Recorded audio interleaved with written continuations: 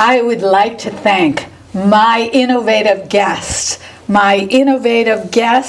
31st Sheriff of Essex County, Sheriff Kevin Coppinger. And I'm really excited about everybody that we have on the show today, highlighting the STAR program.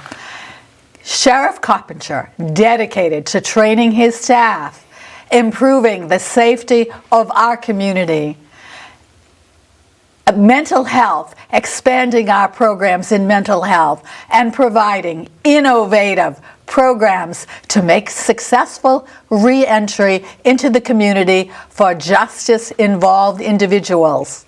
I would also like to introduce Stacy Bloxham, Director of the STAR program. STAR, Supporting Transition and Re-entry. There is a tremendous challenge for justice-involved individuals in re-entering the community, the workforce, and our job scene, the ability to make some money. The STAR program works with justice-involved individuals to achieve these very positive goals. These are important new initiatives to achieve successful re-entry into the community, presented today as part of the STAR program under the leadership of Sheriff Coppinger and Director Stacy Bloxham. I am also welcoming the Lynn Police Department Bicycle Patrol Officer Taylor Haberick and Amy LaFontaine, the STAR graduate, our evidence of a successful program. The STAR program was named the Massachusetts Sheriff's Association Program of the Year by Governor Healy. Sergeant James Ridley was also named the Correctional Supervisor of the Year. 2 big awards for the Sheriff's Office was presented by Governor Healy on November 14th at the State House.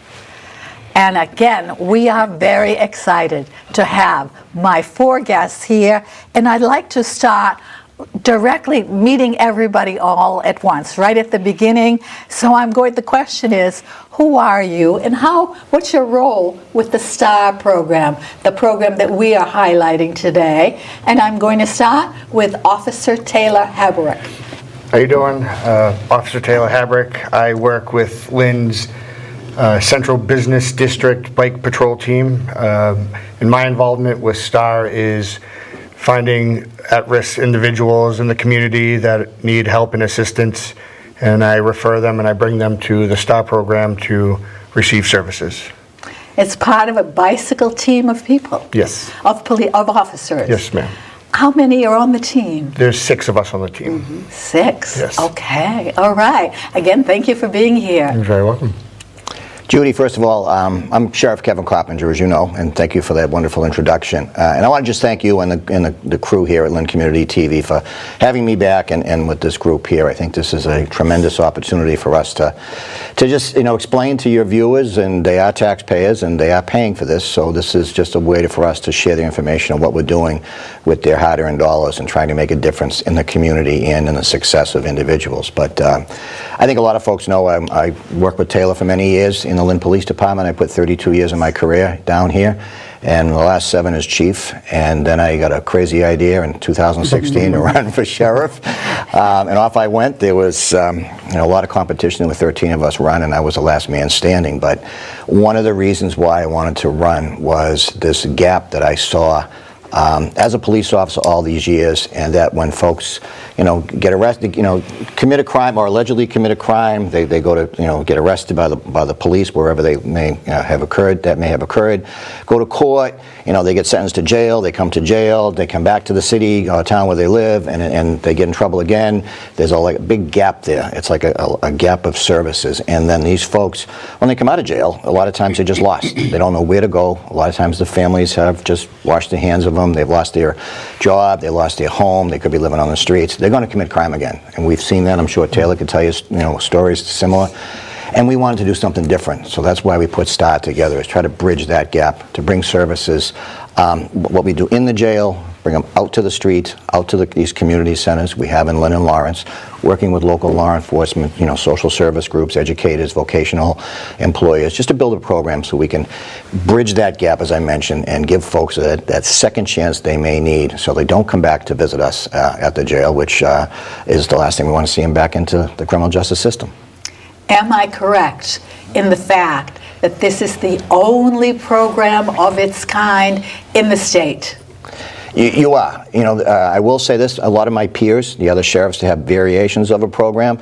Ours is unique because it takes everything that we do inside the jail, the majority of stuff we do inside the jail, working with the inmates at the time, putting together like an individual treatment plan. Same way as, you may walk outside the studio today, trip on the stairs, turn your ankle, you're going to get into the medical field.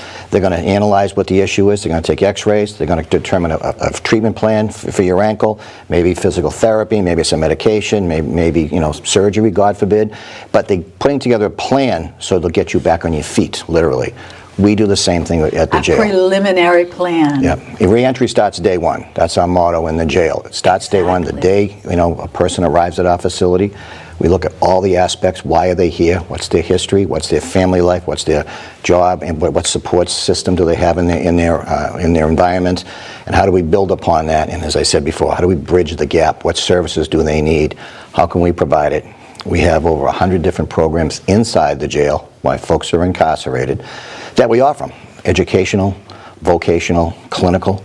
And we got to go back to the root causes of crime. Two of the major root causes of crime today are substance use disorders, whether it's like the opiate epidemic, fentanyl, heroin, that type of medications, and mental health.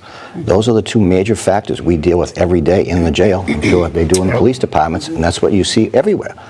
And that's what we want to concentrate on. So while they're inside the jail, we provide these services. But when folks get out, we want to continue those services in these two centers. And to give Lynn PD, a pat on the back, we've gone to the next step because, like Taylor said and has done for us with his peers, bring folks to the STAR centers without having to get involved with the criminal justice system. These guys know the inmates. Excuse me, I got to take that word back. These guys know the individuals that live in Lynn. They know the folks that are downtown or on their route that they know they may get in trouble. They can almost predict it, and they can say, hey, instead of next week you're gonna make a mistake. You're gonna end up in court. Come with me. Go over to the STAR office. See Stacy and come in and take a look. Come in and kick the tires. What can we do to help you out? We'll lay out the services with the Lynn PD, and don't forget they're free. They're free because we're paying it through the budget. We're not charging these folks. We're open days and evenings. We make it as versatile as we can. We want these folks to be successful and giving them every opportunity that we can. Could you just give us a couple of examples, because these partners are really important to anybody involved or potentially involved into the justice system? Yeah, we have two major partners is Spectrum Health Services and Northern Essex Community College. So Spectrum Health Services, they concentrate on a lot of the mental illness as well as the substance use disorders. So not to go too long on it, because I can speak for 3 hours on this, and we'll be here till long past the tape runs out. But Spectrum will come in, and again, don't forget, we've created an individualized treatment plan inside the jail. Spectrum works inside the jail. They work here at the STAR office in Lynn as well as the one in Lawrence. So whatever clinical services they may need, just sitting down with a counselor trying to figure out life's speed bumps that the individuals have come across, and how do you adjust? How do you deal with that stuff? And if they have a substance use disorder, we have the 3 types of medication-assisted treatment in the jail that we administered to the inmates, voluntarily under a doctor's care, not correctional, under a doctor's care. And we're one of the first states in the country to even offer this type of medication. It's another radical change, and that's not just us. There's a lot of my peers, all of my peers in Massachusetts do it. But you're addressing the need. So when they get out of jail, you have to have that continuity of services, and that's what STAR does. So all the stuff Spectrum does in the jail, we can continue through the community centers, or if for some reason the individual may live up in Manchester or something, we can connect them with another partner through all the community partners that we put together. And then just quickly, Northern Essex Community College, a lot of folks in jail are not highly educated. They struggle. And we bring in Northern Essex as well as Merrimack College into the Middleton jail, and we we hold classes, whether it's high school equivalency, which is the high set, we give college level courses, and as well as all kinds of other clinical courses like conflict resolution, mediation, even something as simple, you might not even think, how to be a mom or how to be a dad. And there's people that, just being blunt, they don't have a clue. They have a kid, they don't have a clue how to raise the child, and we're trying to help them with that. So those type of classes, as well as I mentioned, the formal education with Northern Essex, they begin in the jail. They can continue those educations here in the STAR offices, or as well as some of the sub-campuses Northern Essex has up around Lawrence, Havel, that area. And if somebody from the Lynn area is here, I'm sure the Northern Essex can put them together with the folks at North Shore Community College so they can bridge that gap. And we can go on, like I said, we have all these other programs that we do, vocational programs. So a lot of these gentlemen and ladies that get involved never really had a trade. So we can teach them a trade. Hands-on skill. Yeah, and one of the flagships, or our flagship trade, is called a hardscape program, where we run it at our farm, which is a pre-release center up in Lawrence. So we partnered up with New England concrete manufacturers a couple of years ago. They came in, they provide all the stock. We got a grant, we hire an instructor that's working for Essex Technical High School next door to us. He comes in after school hours, he teaches the inmates how to do landscape masonry, whether it's a walkway, a wall, or maybe even a water fountain. And we teach the inmates while they're in custody how to do that. And then when they get out, the landscapers will hire them because they have a skill. They know what they're doing. And we'll roll that out. And then we have other, like I said, other food industry, in the construction industry. We're even going to be rolling out a plumbing program in the next few months to give the inmates another chance of doing getting a job. The plumbing program. Yeah. Wow. The one-of-its-kind program. Evidence of the one-of-its-kind program we have here, of the results of that STAR program. Again, the one-of-its-kind program. We have Amy LaFontaine. Amy, who are you, and how are you connected to the STAR program? Hi, my name is Amy LaFontaine. I'm a graduate of the STAR Essex County Sheriff Department, and I got interviewed when I was in pre-release in Salisbury. And when I was interviewed at Salisbury, I continued after leaving Salisbury. And I went into a program. And when I went into the program at the Ryan House, I continue on with my classes at the STAR program. And I took 7 classes. I was there 2-3 times a week, and I ended up graduating the program. What kind of classes, Amy, may I ask? I took Healthy Relationships, Seek and Safety, Builder Works, Computer class. There's 3 other ones that I took. Can't hit it right off the note, but yeah, I went every class that I went, and I enjoyed it. And today I'm still going back, and I'm taking after classes for my GED. And how did it help you? It built my self-esteem up. It built my confidence up. There's another way of life today. As this gentleman said, I came from a rough road, and this gentleman over here to my left see me at my worst, and I've come a long way. Today I'm actually in recovery. I have almost 10 months clean, and I'm continuing on with that in my journey. I go to meetings, I go to classes, and I'm very grateful for that. Okay, a very good story. And we're telling the story of the STAR program today, one-of-its-kind program, and we look at it in one of the most interesting and positive ways, the STAR program. And I have the director of the STAR program. Who are you, and how are you connected to the STAR program? Good afternoon. Again, thank you for having us on the show. I love the opportunity to speak about the program. I'm very passionate about it, and I love what we provide and what the staff are able to do and what the participants are able to achieve. So my name is Stacy Bloxam. I'm the director of the STAR program for the Essex County Sheriff's Department. I think, my road here, I started my career in human services in 1999, and then, working with adults that had mental illness, I went on to get a master's degree and started my correctional career as a counselor in the Department of Corrections. So I did that for several years, and then left to do community-based work with youth and families, actually in the human services field. So I did that for 15 years, and then had the opportunity to combine both of those things. So to do community-based work, as well as working with folks in the justice system, to kind of develop and launch the STAR program. So it was a wonderful opportunity for me. I'm very grateful for the opportunity, and it's been fun along the way to see the development of the program, to see, again, what the participants have been able to achieve and what the staff have been able to achieve. So, Okay.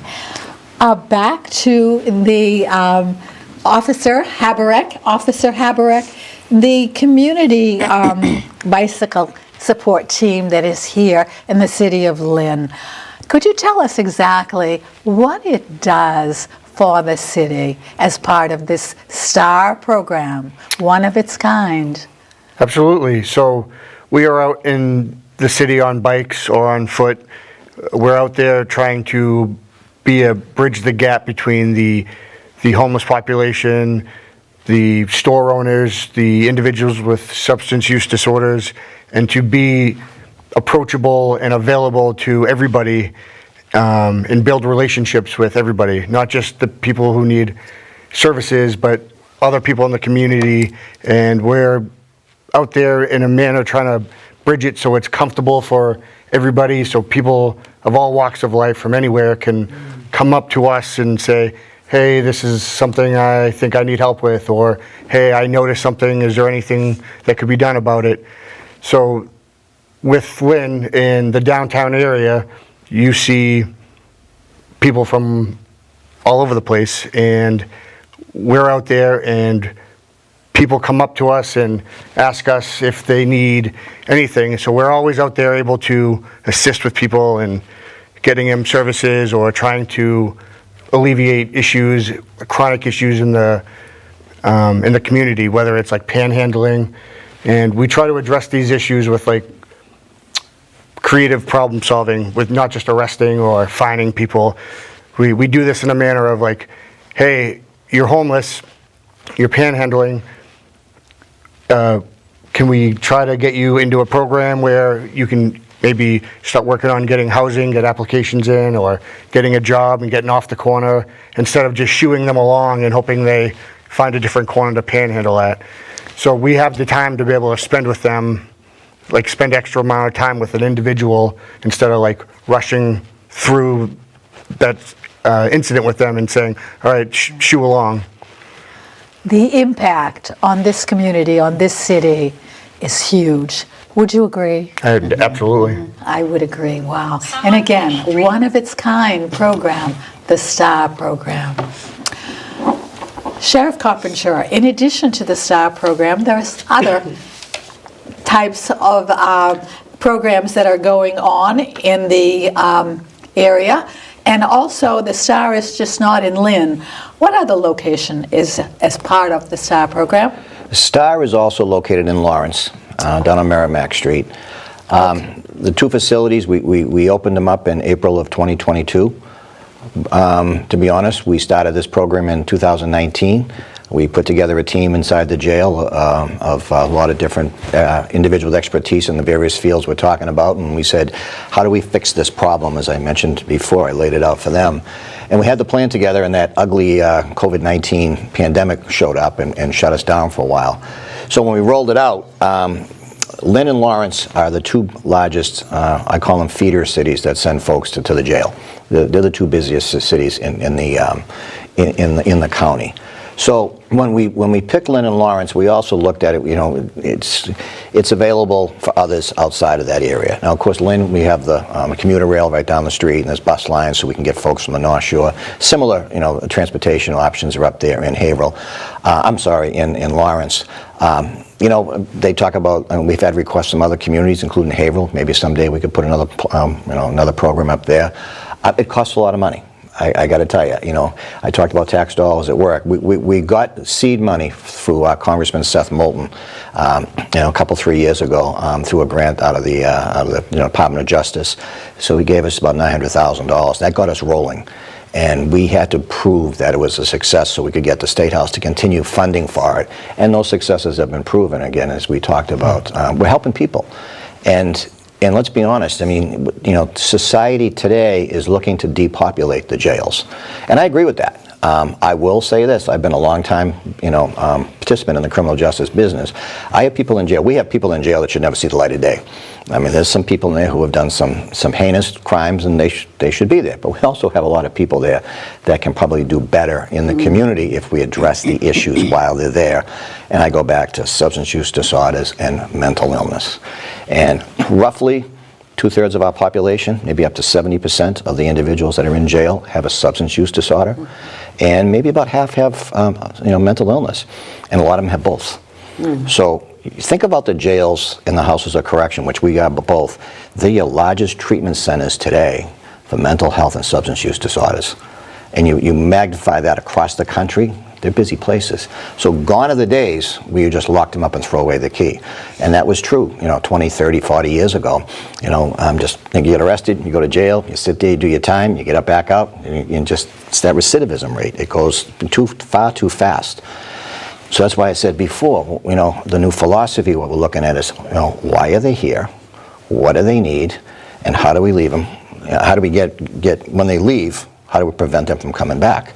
And we have different graduations and stuff, you know, when the inmates inside the jail are finishing up a program. And I always say to them, guys, you know, don't take this the wrong way, but I never want to see you again. Unless it's at Dunkin' Donuts tomorrow morning, I'll buy you a cup of coffee. I'll gladly do that. But I don't want to see you back here. And they laugh, and we just laugh, but it's true. You know, and you know, I'll just give you a real quick story if I could. Now, I just ran for re-election 2 years ago, and I was standing at the corner of Easton and Weston with a group doing the political thing, holding signs, waving, you know, kissing babies, shaking hands, all that good political stuff, you know. But this guy came out of the house, and he said to me, he says, "Hey, you Coppinger?" I said, "Yeah." And he said, "Oh, I was a former tenant of yours." And I'm going, "Tenant of mine?" I'm like, "I don't own any, any rental property. I don't own any investment property." I'm thinking, "Geez, I have one brother. Dick doesn't own anything." Guy said, "No." He said, "I spent 3 years in Middleton. You saved my life." I'm like, "What are you talking about?" He came into we have a program up there called Clean and Sober Existence. It's a detox program. This gentleman had a drinking problem. He got in trouble. He ended up in Middleton for 3 years. He entered the detox program, the case unit, and that was 2 years. So he'd been 5 years sober when I saw him, you know, a year and a half ago up on Eastern Avenue. And that is just one success story. And sometimes you can't count what you prevent, but you listen to Amy's story, 10 months sober. That's awesome. I think that's huge. And, you know, and there's a lot of other folks that do that. And sometimes, and Amy's wonderful because she talks to us and she lets us use her story. But there's a lot of other folks out there that haven't come back to jail. And I'll back that up with some facts for you too, because when I first became sheriff in 2017, our population at the jail was just shy of 1,500. You know, and that's all 3 facilities. We have, you know, the Middleton facility, our main campus, pre-release center up at the farm in Lawrence, and then a women's pre-release center where Amy was up in Salisbury. So it's 1,500. Today, we're on 960. So a lot of it's got to do with criminal justice reform that we went through in 2018, but a lot of it is to do with this, you know, not just me, but the sheriffs, you know, across Massachusetts anyway, are looking for, again, we keep saying it, how do we bridge the gap? How do we fix the problem? And I say this tongue-in-cheek, while someone's in custody, we have a captive audience. Okay, hopefully they're captive. So if they get out and they escape, I'm going to end up on the front page of the Globe, and it's not going to be good. But no, we have a captive audience, so let's do something productive with them and keep them busy. And a byproduct of this, and I want to get on my soapbox, it's also good for the staff, because an inmate who's busy doing something productive is less of a problem. So it's, I mean, you a lot of education time in your background, you just like a kid in school. You keep him busy, productive, he's not getting into trouble, he or she. So that works for us. So we're trying to, you know, fill that gap, and we think the numbers are coming down because they're down to 960. There's a lot of reasons, but programs like this, and I got to give credit to the staff. Especially if they're doing something they like or if they're good at it, then they really throw themselves into it. Yeah. Would you say that it has to be a lot cheaper to try and help them before they get into trouble, as Officer Habrick has said, than it does the cost of keeping them incarcerated? This partnership with Lynn PD is huge, huge, because that, you just hit the nail on the head, Judy. They don't, first of all, they don't get these gentlemen and ladies don't get 911 calls. They don't have to respond to something for probably just a disturbance or just a routine quality of life issue. They can address it beforehand. If they have to put the handcuffs on, now you're tying up their services, you're tying up court, you're tying up probation, you have the district attorney's office, blah, blah, blah, and then they get to our place, and then we're back in jail. It just goes on and on and on. I can't come up with a number off the top of my head what that costs, but I'll guarantee you it's high in the six figures. And then they come back. But if you get them into a program first, like these gentlemen and ladies do, that's awesome. We have a chance. We have a chance. We have a Break the chance to cycle. save them. Break the cycle. A chance, a chance. Amy, the STAR program, the impact not only on your life now, but the impact on your life now and your future. What do you see? What is that impact? This is a one-of-its-kind program. It's definitely impacted my life because now, taking the steps that I took so far on my journey, I want to go further into my education and learn different things. You hope to go for further Yes. education and maybe a community college type. Yes. And you know that currently in this state, if you're 25 or over, you go for free. Yes. So that's really important. I mean, obviously you go for free. And also, North Shore Community College is connected to Mass Hire, so they help people to get jobs at the same time. So you're looking at further education. Yes. And that's one of the ways that the STAR program has impacted your life. And so what are you hoping for your future? What do you see that if you were to follow this road, go on to by the way, which of the courses that you were given as part of the resource did you really like? I love the classes. I love the staff there, and just being there in general. It was a very powerful impact in my life because all the staff there were very supportive in every area in my life, and to this day, and into my future. And I'm very connected, just like they said, with mental health, substance abuse, my past history, and they're willing to help me in my journey. And so you can always reach back Absolutely. for somebody who will give you counseling help to go the next step. Yes. Yes. I've graduated, and now I'm going to go back and take more classes for my GED and then move on to North Shore. Okay, that sounds like a good future to me. Of all the things, though, that you've taken, what would you say you are good at, that you like, that you really see for yourself? What would you say? I like giving back to the community. So could you see yourself maybe Absolutely. as a counselor, or maybe young people who are getting into trouble, whatever Yes. the cause? I would love to do that. Okay, I think you'd be good at it too, because they could relate to you. Yes, I've worked with Down syndrome kids before. I've worked in different areas and different pathways, and I have a lot of community skills and working with the community and giving back. I go to the recovery center every day, and that's another place that gives back, and it's all about my recovery today. It's a blessing that I made it back to sit here today. I thank everybody that's sitting at this table, and I've come a long way in my journey. And thank you especially for joining us here today. Absolutely, it's a pleasure. We appreciate having you. Stacy, the director, when you talk about a safe place that encourages positive choices, as Amy has just said, she'll be making some choices for her future. What do you see as the director of the STAR one-of-its-kind program? What do you see when we talk about a safe place that encourages positive choices? Well, I mean, I think it's a lot about what we've been talking about, not only with the STAR program, but also with what the officer has been speaking about, is just those relationships. Once you develop those relationships, that's where the magic happens, right? So, so yes, we offer some fantastic programs and groups, but really what keeps people on the right path and sort of their self-accountability is those relationships with people, because they're connected, they know where to go.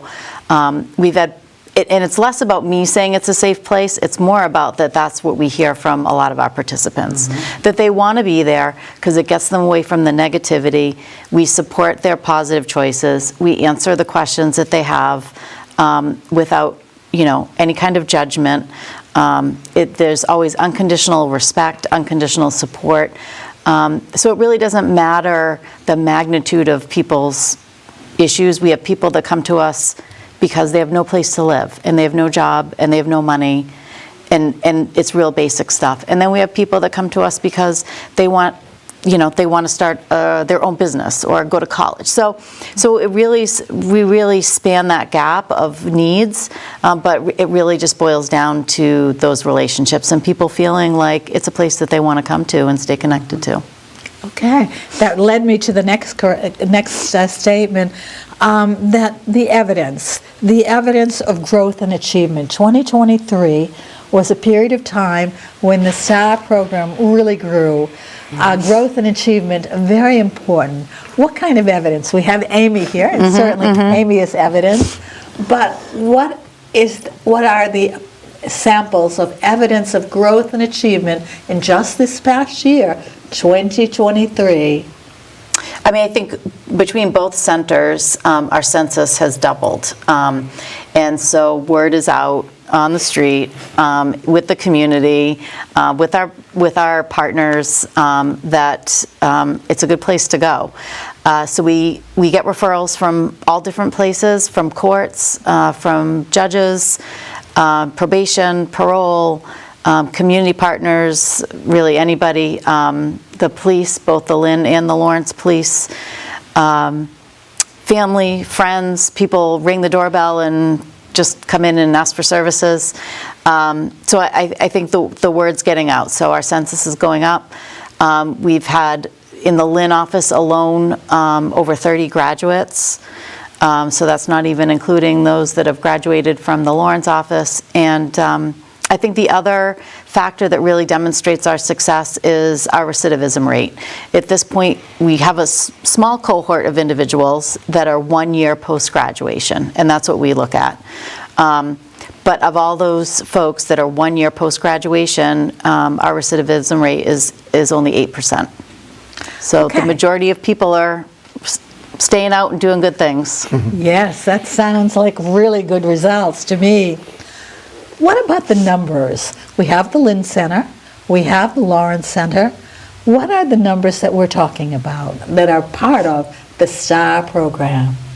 So at any given time, we serve approximately 60 individuals from both centers. And that's people coming and going. So some people are with us for 3 months, some people are with us for 6 to 8 months, and some people have been with us since the day that we opened our doors in April of 2022. Safe place. It's a safe place. People want to stay. So I think that we'll continue to grow. We've been hovering around 60, but I anticipate that we'll continue to grow from here. Judy, if I could just throw in and just jump on that for a second, because when you look at folks get involved with a program like this, there's pluses and minuses. It's not easy. So especially for somebody that's been going through the rough time. So, they can come up and they can relapse and back and forth. So when we built the program, and there's a scientific analysis that they use, and don't ask me, to explain it too much because it's far above my pay grade, but we have folks that work with us that do it. But it was built with versatility. So if somebody comes in and they're doing the program, they get to here and they relapse, well, they take a step back. But we'll build them back up and we'll move them back up so they slowly go back up. So like, Stacy just mentioned, some folks have been here. Well, they might be going up and down the program, but they're still committed. And the other piece of this is, so once folks graduate or move on, hopefully we have been successful in partnering them up with another local provider who will pick up the ball for us and run with it. That way, they might be more comfortable, because let's be honest, we're still law enforcement, and some of these folks might just, well, okay, I've done my thing, I've got my service, I got my act together, let me just go over and hook up with another social service provider in the community, which we've got over, I think, 125 partners. Hundreds of community partners. We can do that, lateral, That's just we move it over. Referrals. And perhaps you can all answer this question, because I'm sure that referrals are important. How do you get referrals in order to be helpful in the STAR program? Let's start back with Stacy. Sure. As I mentioned, we get referrals from court and from probation officers and parole officers, and sometimes those folks are coming voluntarily, and sometimes they're being stipulated to go. So that's really the determination of sort of probation and parole. We get referrals from corrections, so our own facility, which allows us to start working with individuals up to 4 months prior to release. So the navigators, who are the case managers, start to go in and develop those relationships. Same thing with the Department of Corrections. It's a little bit different, but we have a relationship with them as well, where we can start meeting with individuals either via Zoom or phone, or if we can get there in person prior to their release for those relationships. We get referrals from community partners, so both, like I said, the Lawrence Police, the Lynn Police, Methuen Police, human services organizations, churches, I mean, you name it. We get referrals from pretty much everywhere. And then we have a lot of family and friends that call, and individuals that call themselves. Sometimes this is not unusual. People will leave Middleton and think, no, I don't need that. And then, 3 weeks later, we get a phone call. Oh, well, I thought I could do it, but I really could use some help. So come on in. In Officer Habrick, referrals in the community itself, do you receive that calls from people?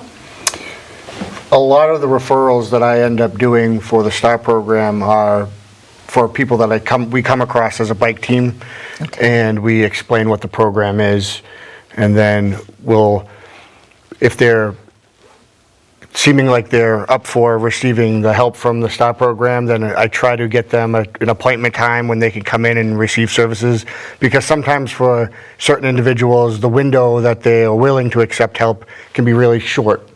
So I try to get them to the STAR program as fast as possible, and then I'll fill out the referral for them. So most of the referrals that we send up as a bike team are individuals that we come across that are either homeless or have a substance use disorder, and we say, have you heard of the STAR program? And sometimes they say yeah, sometimes they say no, I have not. And we give them a good pitch on what the STAR program entails, and we ask them if they would be interested in that. And then sometimes we ask if they would feel more comfortable if we accompany them, because just like the sheriff said, they are still law enforcement, and some people are skeptical, on the 3rd floor, I'm going to go up to a sheriff's department. So they get a little worried about that. So our bike team does a good job building strong relationships with a lot of individuals and some trust. So I say, we'll tell them, hey, we'll come with you until you're comfortable. And a lot of times they say, yes, please, will you come up there with me until they feel like they're not in danger of the sheriff's department or going back to jail, and then they see how welcoming the center is, and that's usually when they're like, oh, this is awesome. So, Sheriff Coppinger, STAR program, a very innovative program. What are some of the additional innovations that you've had under your leadership that you've been able to put into place? Here we go. We can talk another 3 hours. I mentioned the case unit earlier, clean and sober existence unit, which is huge, because when you look at the substance use issues and the issues we have with substance use across the country, let's just talk alcohol for a minute. 70%. Yeah, and some folks want to go cold turkey, and we have a program in Middleton where they can come in. It's voluntary. Where it's a 28-day program. We work very closely with the drug courts in the county. So what happens is the individual commits a crime. They're in the system. They go in front of the drug court judge with the DA's office involved, defense counsel's involved. A lot of times the police is involved, and they give the individual a choice. Door number 1, okay, you can just go to trial. We'll figure it out. Door number 2, you can go to the case program. Come up to the jail, separate unit. And I'll just throw a disclaimer out there. We're doing a lot of renovations in the jail right now, so it's not perfect, but this is the theory it was. It will be again after the renovations are done, but 28 days. They come in because it's voluntary. No phone calls, no visits, nothing. They sit there 28 days inside the jail in a separate unit. They're not involved with general population. and we bring in Spectrum Health Services, we bring in some other counselors, some folks who've been there, done that, and it's just classes, programs. We say program the hell out of them for the 28 days. If they succeed, we send like a little report card back to the judge in the drug court. Hopefully they've done well, and the judge will say, okay, don't have to go back to Middleton anymore. We'll send you over to, maybe it's a halfway house, maybe we'll put an electronic bracelet on you, maybe we'll just put you out on your own, personal recognizance. It's options. So that's one of the big programs we've had great success with. And Amy is shaking her head. Maybe you want to talk about that a little bit? Yes, I do. When I went to South Bay, and I said, I don't want to go back to the streets, and I want to better myself. And when I took that opportunity, I reached out and started doing programs, and I signed up when I was in front of the judge for the 28-day program. And when I was at the 28-day program, it took a little bit of time from South Bay to go there, but that's the 28-day program at WIT. And Sheriff Coppinger, the name of that program again? It's Clean and Sober Existence. Yes. CASE. We love acronyms. So CASE, Clean and Sober Existence. Existence. Yes. Okay, that's a huge innovation. Yeah. One thing you want to know, because Amy just mentioned South Bay, we don't have a women's facility for the majority of our ladies that are in custody, just because you can't put boys and girls in the same place, because what could go wrong, okay? So we have a partnership with Suffolk County, and South Bay is their facility that's on the expressway down by Mass Ave. So if somebody's there, they do most of their time there. We do have the women's pre-release up in Salisbury, which is just 24 beds. So when they're getting ready to be released, they come back to the pre-release. There's no walls, there's no fences. There are officers in a soft uniform. They do a lot of work release, take them to and from work every day, program them, just getting ready to take that step. So that's where Amy came in. She was in South Bay, as she mentioned. She starts to step down, as we call it. She ended up at our WIT, Women in Transition Center, Salisbury, and then we continued the programming, and then she eventually came back out. Skills today that are necessary in the workplace. You have a partnership with Essex Tech. You have a partnership with Northern Essex Community College. What are the courses that most justice-involved individuals are leaning towards in order to get out and get a better job and earn an income and be an important part of the community? We have a program. It's been there for a number of years. It's called Serve Safe. Anybody who works in the restaurant industry, can go get a Serve Safe. Yep, Serve Safe program. It's common, because if you're going to go work in a restaurant, you don't have to be incarcerated. This is just anybody going to work in a restaurant. It's just how to do it safely, how to make, hygiene issues and that stuff. So certification in that certification. So we give them that cert while they're inside. It's one step up to get another job. Now, we provide, obviously we have to provide 3 squares a day for, inmates in the jail. Aramark is our private vendor. We contract with them to feed the inmates. They have stepped up at our request, and they have it now. I can't think of the damn name of the program off the top of my head, but they will actually hire some of the inmates for the food prep services. So they're teaching them how to put the meals together, and we do minimal cooking inside the jail. It's usually cooked off-site. We bring it in and we just heat it and serve it. But now these gentlemen are learning that trade, how to get ready to actually take the next step in the food industry. Construction, I mentioned earlier, we have the OSHA requirements, another certification these guys can get, so when they get out, they can go work in the construction industry. I mentioned hardscape, the landscape masonry. We're just winding down now, but we had a CTEC program for a number of years, which was teaching inmates how to fiber optic cabling and category 5, category 6 cabling. You've got cables all over the place here. They could come in and help rewire this place. That program's starting to wind down because everything's going wireless now, and they don't really need it. And that's why we're going to replace that with the plumbing program. Again, it's just to teach them a skill, so they have some kind of trade. So when they get out, they can go and get it and make some money. Hands-on, critical, teaching a trade. Yeah. Challenges. We've looked to shine a light on the STAR program and other programs involved, and it's certainly changing programs that are positive. But there are challenges out there, and as I look to challenges in the justice system, and in particular the Sheriff's Office, Sheriff Coppinger, what would you say? Wow. The biggest challenge is, I'm just going to go right back to what we're doing, substance use disorder and mental health treatment. Now, again, I don't want to get on my soapbox, but let's talk about mental health for a while, okay? We've got some folks inside the jail who have some very serious mental health issues, okay? We are by trade, a correctional facility. But we're dealing with mental health because society doesn't know what to do with these folks. And they come into the jail, and as I said before, I was a cop for 30-odd years. I thought I saw it all until I got to jail. And I'm like a novice when I was watching some of this stuff. And I won't repeat it because we're on a public show here, but we've got some folks in there that we really and truly need, really in-depth treatment for mental health. Now, you have Bridgewater, that's contracted with DOC, and we can send them there, but I'm a big proponent of get it out in front of it. We got to start addressing some of these needs for our community members long before they get into the criminal justice system. The kids, today, it's a different generation, and a lot of them are coming up with different meds, and they used to take meds, and, again, I'm no expert, but I swear once they start taking these meds that are prescribed, then they start to take the other meds that are not prescribed, and that's why they have substance use disorders. But we got to get a hold of this mental health thing, so when they, for the severely affected, there's got to be a better place than jail. That's the biggest challenge. Yeah, and there's no place to go. And a lot of these folks are showing aggressive, nasty behavior. That's why they're with us. But on the other hand, sometimes that's not the best place for them, is where we are. Okay. Officer Haberick, you're in that bicycle team, and Yes. you have to have challenges out there. What would you say is a challenge for you? As I mentioned earlier, some of the challenges for us are the short window to get the people that need help and services, because sometimes that window is very short and people the next day don't want the services or you can't find them.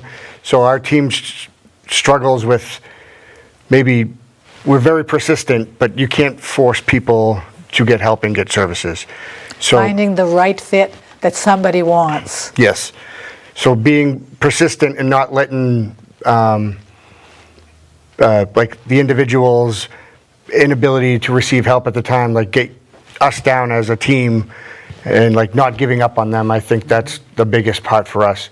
Like to remind ourselves, hey, when they're ready, they're ready. And we just got to always be there and be available for everybody when they do want the help and they can receive the help. So that's the hardest part, because we're always there and just waiting for people to accept the help, I would say. Okay, Amy, what would you say is your biggest challenge today? My biggest challenge is being successful in life. I'm sorry? Being successful in life. Successful in life. Yes. I think for all of us that may be one of our biggest challenges. I'm not so sure that we, all of us have that as our goal, and it sounds like a good one to me too. And what would you say, Stacy? You're the director of a really important program. What's the biggest challenge that you face? I think some of the biggest challenges, transportation is definitely a huge challenge as far as trying to reach the amount of people we want to reach. As an example, out of our 9 first graduates, our 9 first cohort of graduates over a year ago, 1 year post-graduation, only one of those 9 individuals had a valid driver's license, and that was because he got his driver's license for the first time ever while he was with us in the program. So people just don't have transportation. I think another barrier is just the enormous mountain that people need to overcome when they first get out. There's a lot of competing demands. Sometimes they don't have a place to live, or they're couch surfing with friends and family. They don't have a job. They want to see people that they haven't seen in a really long time. They have medical things that they need to catch up on. So they have all these competing demands, and then we're saying to them, come see us. And so sometimes it's hard for people to prioritize. So we do encourage people to come to us first, and we can help with the priorities and help connect them to the things that they need. But I think that mentally it's overwhelming for people when they are first getting out to kind of put all those things in order and figure out how they're going to tackle some of those challenges. Okay, programs that you have at the correctional facility have been named as various kinds of ways of rehabilitating people. And so I'm looking at things like parenting, which was mentioned, English as a second language, religious, possibly, services for the religious community. These are all possible new programs. Sheriff Coppinger, do you have any additional or anything to say about new programs that are coming in? Well, a fairly new one, I mentioned it earlier, but I wouldn't mind going back if you bear with me, is medication-assisted treatment, because that is very unique to Massachusetts. And that's just administering to 2 inmates, methadone or Subutex, which is also Suboxone, and as well as Vivitrol. Not to go on a long story on here, but when folks are addicted and they come to jail, we don't allow these drugs in unless there's a valid prescription. And for years, the correctional facilities would not bring Subutex nor methadone in because it's huge inside as far as value, black market value. If they can smuggle it in, they're going to make some money inside the jail. That's the last thing we need here. So, Criminal Justice Reform 2018, they started pilot programs. There was originally 5 of them. Essex and Suffolk joined up quick, so there was 7. So we start bringing in. So what happens here is, if someone's on the street and they have a prescription from a doctor for medication-assisted treatment, they come to the intake day 1. If that's verified and we can do that through the computer, we'll continue the medication for them. Prior to leaving, 60 days out, we will induce them into that. Again, all under a doctor's care. And then that way we get them stabilized. And the principle behind all this is they don't overdose. So if somebody's on MAT, before they come in, and we just continue with them on MAT, because if you stop them and they go back to the street, they're going back, high probability, they're going back to their old dealers. And if they were using, X bags of fentanyl to get high, then, and then they could take, and they use that same X number of bags when they get out, it's going to kill them because their system is not used to it anymore. So we got to get them stabilized. So I was in Washington, D.C. 2 weeks ago. We presented this program to the National Sheriff's Association at a national conference. And again, Massachusetts is a leader in this. Folks in other parts of the country look at us like we have 6 heads that we're doing it, but it does save a lot of lives. Now we're looking into another program where do we induce them even earlier inside the jail. And again, we need the medical experts to drive the bus for us. But that helps this whole overdose problems. I'm sure, Taylor, if we asked them, there's probably still lots of overdoses going on in cities like Lynn, because I know elsewhere in the county there are. This is just another way to keep folks, get them leveled off so they can maintain it. A big and important program. Absolutely. Stacy, TGH, Tech Goes Home. Yep. Could you fill us in on that? Sure. Can I dovetail a little bit on what the sheriff yes, was saying, of though, course. about medication-assisted treatment? Because I think that we also work closely with the drug courts. So while people are in Middleton and have been identified as a drug court, or sometimes we attend the recovery court in Lynn and in Lawrence, and the mental health court, I think as people get identified, they also come to us. But we work closely with the folks in Middleton that are receiving medication-assisted treatment, and we have partnerships with organizations in the community that really pick them up same day. And we're actually working with one organization to see if there can be sort of a direct link between what they're doing in the jail and then coming out the door and being that one of their first stops is to resume their medication-assisted treatment. So just a continuation, as the sheriff said, of programs in the jail and out. But the Tech Goes Home program, Tech Goes Home is a nonprofit organization that we partnered with. They essentially trained 2 of our staff from Northern Essex Community College, 1 from each site, to provide the curriculum for their programs. There's 2 different programs. One is a basic computer literacy. The other one is kind of a small business entrepreneurship program. Both are 15 hours in length. So once one of our participants receives the 15 hours of curriculum, they're considered graduated from Tech Goes Home, and they get a free Chromebook and a year of free internet access. So it's fantastic for digital literacy, digital equity, because again, that's a huge gap. We do have folks that come into our centers, sometimes primarily just to use a computer, to apply for benefits, do a job search, housing, sometimes attend kind of a virtual mental health or substance use appointment. So to have the opportunity to be able to provide folks with the digital hardware and skills that they need is huge. So that's been great for us. And we've had a few people go through each program, and some of our small business folks have launched their websites and their small businesses. So, Okay. Major accomplishments for the STAR program. Just I'm getting the information that we're just about a minute or two left. So, what would you say? Just Major a sec. accomplishments for the STAR program. I would say how happy everybody is that I've ever brought there, and the success rate that I've seen from individuals that were in need, and how successful that has been. I'm going to be very quick with it. You know, a few years ago, before COVID, we sat in a room, we put together an idea and how to fix this gap that we talked about. We put great staff in place, we hired additional staff, and the greatest accomplishment is they keep getting better and they keep getting people better. Amy. I just want to say I'm truly grateful for the STAR program and being successful at the STAR program. And I also want to say that, you know, I help people in the community with the STAR program too. So I share it. And I let people know and I promote it, and you know, I've had a lot of people go to the STAR program due to the fact that I'm offering the program to them because I've been a graduate to the STAR program. Excellent. So I'm truly grateful for STAR Essex County Sheriff Department. Stacy. I mean, I think, again, I go back to relationships, but I mean, I think that our relationships with the participants that have come in, our relationships with our hundreds of community partners, you know, we're really a short-term program. We're there for people for whenever they need us. They can always come back.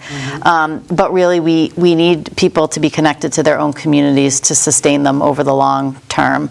And so we connect them to whatever it is that they need. I mean, some people get connected to 2 things, some people 5, some people 10, but it's all about those relationships that we build with participants and community partners that it really makes it all, makes the magic happen. So, I would like to thank Sheriff Kevin Coppinger for increasing safety for all of us living in Essex County, as well as taking these new, or leading us in new initiatives. Very, very important, adding resources and new community partnerships for the re-entry of justice-involved individuals. And Stacy Bloxham for directing the STAR program, STAR, supporting transitions and re-entry programs, and helping to offer a path to successful re-entry into the community for justice-involved individuals. I'd like to thank Taylor Haberick, the Lynn Police Department, for patrolling the city of Lynn, looking for opportunities to provide help and resources to people who may need help to avoid possible problems in the community. And finally, I'd like to thank Amy LaFontaine for bringing History of Success audience her story about the impact of the STAR program on her life and her future. Thank you, everybody. Thanks, Judy. Thank you. Thank you very much. Thank you. Awesome.